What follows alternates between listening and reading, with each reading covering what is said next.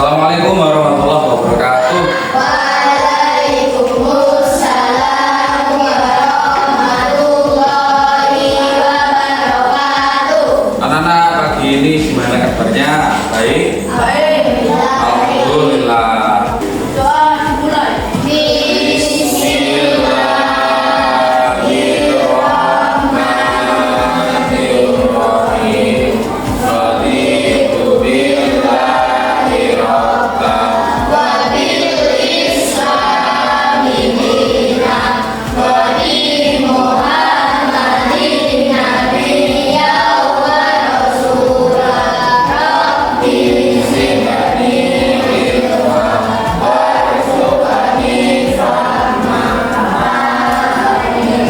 Andika kata Ruci, Azan, Aurel, Kesha, Delva, Kela, Novir, Naila. Pancasila. Pancasila. 1. Satu. Ketuhanan yang Maha Esa. Ketuhanan yang Maha Esa. 2. Dua. Kemanusiaan yang adil dan beradab. Kemanusiaan yang adil dan beradab. 3. Tiga. Persatuan Indonesia. 4. Empat. Kerakyatan yang dipimpin oleh hikmat kebijaksanaan Kerakyatan yang dipimpin oleh hikmat kebijaksanaan dalam permusyawaratan perwakilan. dalam permusyawaratan perwakilan. 5. Lima. Keadilan sosial bagi seluruh rakyat Indonesia. Masih ingatkah minggu kemarin itu materi sedekah kita sampai mana? Ada yang masih ingat? Saya Pak. Apa Azan? Tata cara penyembelihan hewan kurban sesuai syariat Islam. Betul sekali. Kasih aplaus. Pada minggu ini ada kaitannya meneruskan dari materi kemarin. Ya. Sudahkah ada yang pernah tahu dari anak-anak kisahnya Nabi Ibrahim dan Nabi Ismail? Ada yang sudah tahu? Saya Pak. Ada, oh ya. Naila, bagaimana Naila? Ceritakan coba, singkat aja. Nabi Ibrahim mendapat perintah dari Allah mengorbankan putranya. Oh, gitu ya. Gimana? Ada yang sependapat dengan Naila? Anak-anak? Ya, oke, kasih aplaus. Betul sekali, betul jawaban dari Naila. Ya, anak selanjutnya Pak Ubed akan menyampaikan tujuan pembelajaran kita pada pagi hari ini. Tujuan pembelajaran kita pada pagi hari ini yaitu yang pertama, anak-anak bisa meneladani kisah pengorbanannya dari Nabi Ibrahim dan Nabi Ismail. Kemudian yang kedua, anak-anak bisa bagaimana menerapkan nilai-nilai teladan tersebut dalam kehidupan sehari-hari. Paham ya? Nah, Nabi Ibrahim dan Nabi Ismail itu suatu ketika mendapat ujian dari Allah. Nabi Ibrahim diminta oleh Allah untuk mengorbankan putranya.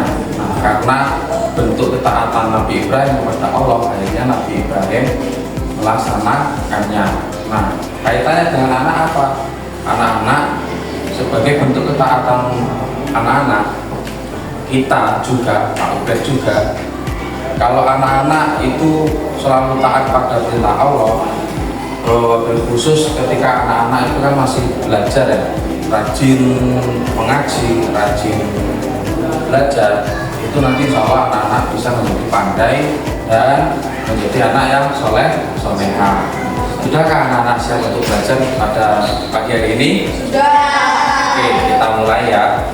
Tepuk semangat, masih ingat ya bagaimana? Oke, bersama-sama Pak Ubed ya. Oke, tepuk semangat. Semangat. Semangat. Baik anak-anak, pada kegiatan pembelajaran ini kali ini sebelumnya nanti Pak Ubed akan menampilkan video ya, akan menampilkan video tentang kisah pengorbanannya Nabi Ibrahim dan Nabi Ismail. Terus kemudian nanti selanjutnya Pak Ubed akan share atau membagikan materi dalam bentuk file PDF di grup WA ya. nanti setelah Pak Ubed share silakan dipelajari sebagai bahan tambahan untuk belajar selain video yang akan Pak Ubed tampilkan nanti ya. Oke, siap? Oke, ini anak-anak kisah Nabi Ibrahim menyembelih Nabi Ibrahim. tolong disimak, diperhatikan dan Istri pertama bernama Sarah penting dan istri kedua bernama Hajar. Sarah melahirkan seorang anak laki-laki yang dinamakan Ishak, dan Hajar melahirkan anak laki-laki juga yang bernama Ismail. Sarah merasa kurang senang hidup bersama Hajar. Berkali-kali ia meminta kepada suaminya agar Hajar dan anaknya dipindahkan ke tempat lain. Akan tetapi Nabi Ibrahim tidak segera menurutinya. Barulah setelah menerima perintah dari Allah, Nabi Ibrahim mengajak Hajar dan Ismail pindah ke Mekah. Ismail yang masih menyusu pada waktu itu terpaksa harus mengikuti kedua orang tuanya menempuh perjalanan yang begitu jauh dan melelahkan. Hajar dan Ismail ditempatkan di daerah padang pasir yang tandus, sunyi, dan terik matahari yang menyengat kulit. Tak ada seorang pun di sana kecuali mereka berdua. Setelah beberapa tahun Nabi Ibrahim alaihissalam meninggalkan anak dan istrinya itu, ia pun merasa rindu. Beberapa kali ia membuat keputusan untuk melihat keadaan anak dan istrinya itu. Dan ketika utusannya mengatakan bahwa anak dan istrinya dalam keadaan yang baik-baik saja, Nabi Ibrahim pun merasa lega. Ternyata kehidupan istri dan anaknya itu diberi serba kecukupan oleh Allah Subhanahu wa Ta'ala. Hajar dan Ismail dianggap sebagai pemilik dan pemimpin di Mekah karena mereka berdualah yang pertama kali menetap dan bertempat tinggal di sana. Demikianlah Nabi Ibrahim tidak dapat menahan kerinduannya. Ia pun berangkat ke Mekah dan bertemu dengan Hajar dan Ismail di padang Arafah. Baik, selanjutnya anak-anak berdiskusi bersama kelompok kecil, bersama teman-teman anak-anak ya, mendiskusikan nilai-nilai yang dapat diambil dari video tadi ya.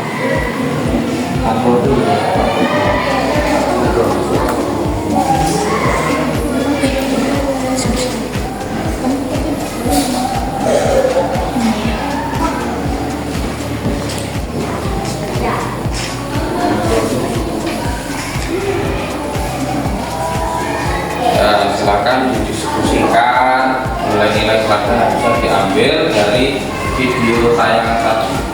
Silakan file PDF-nya tadi anak-anak buka, anak-anak baca, anak-anak pahami, kemudian bisa ditambahkan lagi hasil pemahaman anak-anak dari file PDF tadi pada catatan diskusi anak-anak bersama temannya tadi. Silakan dibuka, kemudian dibaca, ya bisa di zoom, dibaca.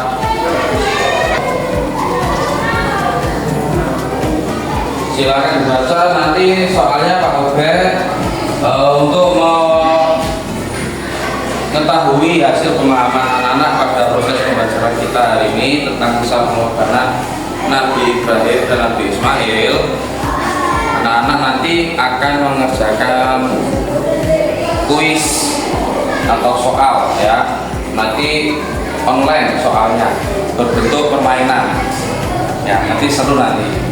Selanjutnya kali ini kita anak-anak bersama Pak Ubed akan melaksanakan kuis ya. Kuisnya berbentuk permainan. Jadi untuk apa? Untuk mengukur. Pak Ubed ingin mengetahui hasil pemahaman anak-anak setelah pembelajaran menggunakan menyimak video dan file PDF tadi, file materi.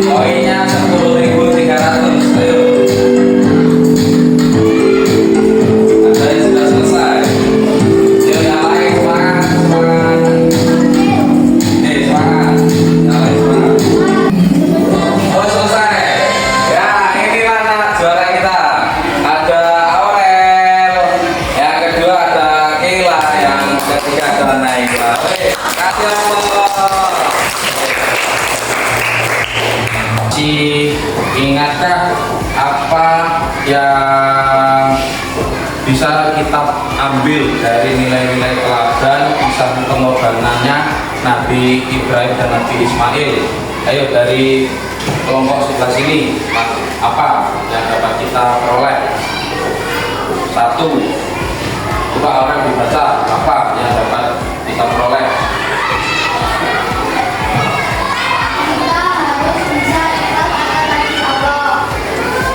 Kita harus bisa ikhlas akan takdir Allah. Ya, itu salah satu nilai teladan yang bisa kita ambil dari kisahnya Nabi Ibrahim dan Nabi Ismail. Coba yang kedua, apa yang dapat kita peroleh?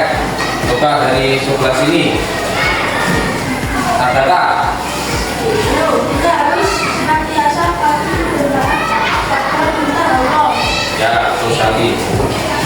Sebagai bentuk meneladani kisah teladan dari pengorbanannya Nabi Ibrahim dan Nabi Ismail, seperti yang telah anak-anak sebutkan tadi. Pertama, kita harus bisa ikhlas akan takdir Allah atau ketetapan Allah. Yang kedua, kita harus senantiasa taat dan taat pada perintah Allah, dan juga apa? Jangan lupa menjauhi segala larangan Allah. Setelah kita mempelajari tentang kisah pengorbanannya Nabi Ibrahim dan Nabi Ismail, dapat kita peroleh bahwasanya kita dalam segala tindakan itu harus bisa berupaya bersikap ikhlas. Kemudian dalam segala ibadah kita juga harus bisa menjalankan segala perintah Allah dan menjauhi segala larangan Allah. Itu sebagai bentuk ketaatan kita dan ketakwaan. Nah, sebagai bentuk keikhlasan, ayo kita kedepannya nanti setelah pelajaran kita pada hari ini, mari kita bersama-sama dalam segala hal apapun kita harus bisa bersikap ikhlas. Lebih lagi ketika kita berbagi atau beribadah, karena jika kita bisa bersikap dengan ikhlas, insya Allah nanti segala amal ibadah kita bisa diterima oleh Allah Subhanahu wa Ta'ala. Pertama, apakah anak-anak sudah memahami nilai-nilai teladan dari kisah pengorbanan Nabi Ibrahim dan Nabi Ismail? Alhamdulillah. Yang kedua, dapatkah anak-anak menyebutkan nilai-nilai teladan dari kisah Nabi Ibrahim dan Nabi Ismail? Sudah? Oke, coba sebutkan dua saja. Yang pertama tadi apa? Tentang keikhlasan. Yang kedua tentang